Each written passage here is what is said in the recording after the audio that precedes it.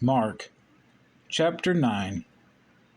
And he said to them, Assuredly I say to you, that there are some standing here who will not taste death till they see the kingdom of God present with power.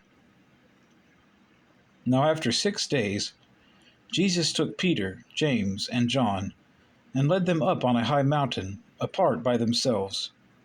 And he was transfigured before them. His clothes became shining, exceedingly white, like snow, such as no launderer on earth can whiten them. And Elijah appeared to them with Moses, and they were talking with Jesus. Then Peter answered and said to Jesus, Rabbi, it is good for us to be here, and let us make 3 tabernacles, one for you, one for Moses, and one for Elijah. Because he did not know what to say, for they were greatly afraid. And a cloud came and overshadowed them, and a voice came out of the cloud, saying, This is my beloved Son, hear him.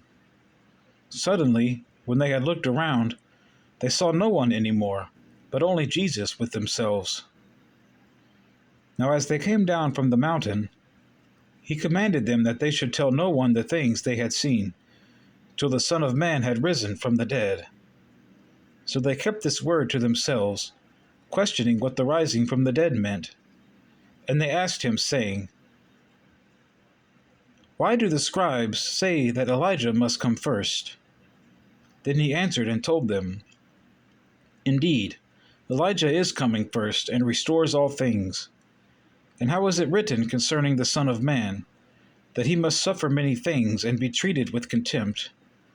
But I say to you that Elijah has also come, and they did to him whatever they wished, as it is written of him. And when he came to the disciples, he saw a great multitude around them, and scribes disputing with them.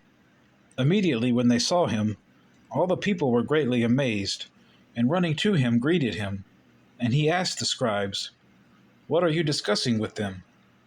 Then one of the crowd answered and said, Teacher, I brought you my son, who has a mute spirit, and wherever it seizes him, it throws him down. He foams at the mouth, gnashes his teeth, and becomes rigid. So I spoke to your disciples that they should cast it out, but they could not. He answered him and said, O faithless generation, how long shall I be with you? How long shall I bear with you? Bring him to me. Then they brought him to him. And when he saw him, immediately the spirit convulsed him, and he fell on the ground and wallowed, foaming at the mouth. So he asked his father, How long has this been happening to him? And he said, From childhood, and often he has thrown him both into the fire and into the water to destroy him. But if you can do anything, have compassion on us and help us. Jesus said to him, If you can believe, all things are possible to him who believes. Immediately the father of the child cried out, and said with tears, Lord, I believe. Help my unbelief.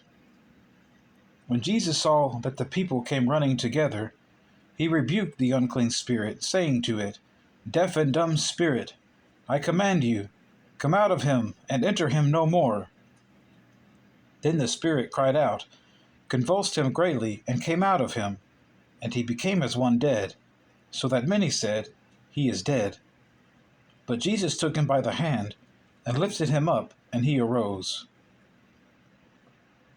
And when he had come into the house, his disciples asked him privately, Why could we not cast it out?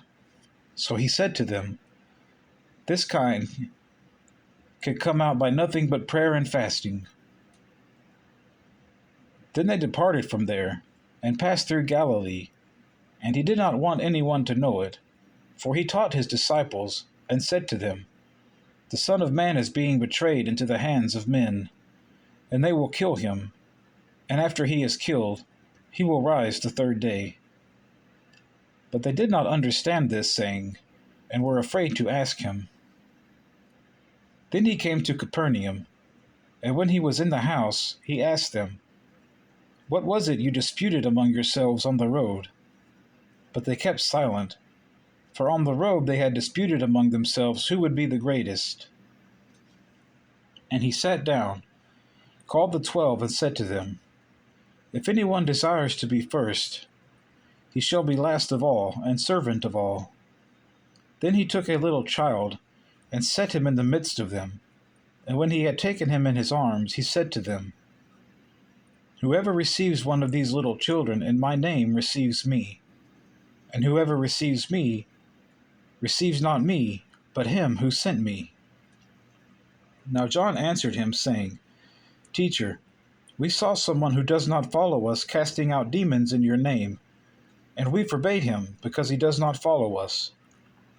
But Jesus said, Do not forbid him, for no one who works a miracle in my name can soon afterward speak evil of me. For he who is not against us is on our side.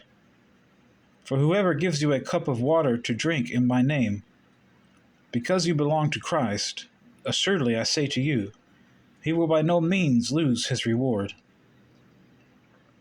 But whoever causes one of these little ones who believe in me to stumble, it would be better for him if a millstone were hung around his neck, and he were thrown into the sea. If your hand causes you to sin, cut it off. It is better for you to enter into life maimed, rather than having 2 hands to go to hell, into the fire that shall never be quenched, where their worm does not die, and the fire is not quenched. And if your foot causes you to sin, cut it off. It is better for you to enter life lame, rather than having 2 feet to be cast into hell, into the fire that shall never be quenched, where their worm does not die, and the fire is not quenched. And if your eye causes you to sin, pluck it out. It is better for you to enter the kingdom of God with 1 eye, rather than having 2 eyes to be cast into hell fire, where their worm does not die, and the fire is not quenched. For everyone will be seasoned with fire, and every sacrifice will be seasoned with salt. Salt is good, but if the salt loses its flavor, how will you season it? Have salt in yourselves, and have peace with one another.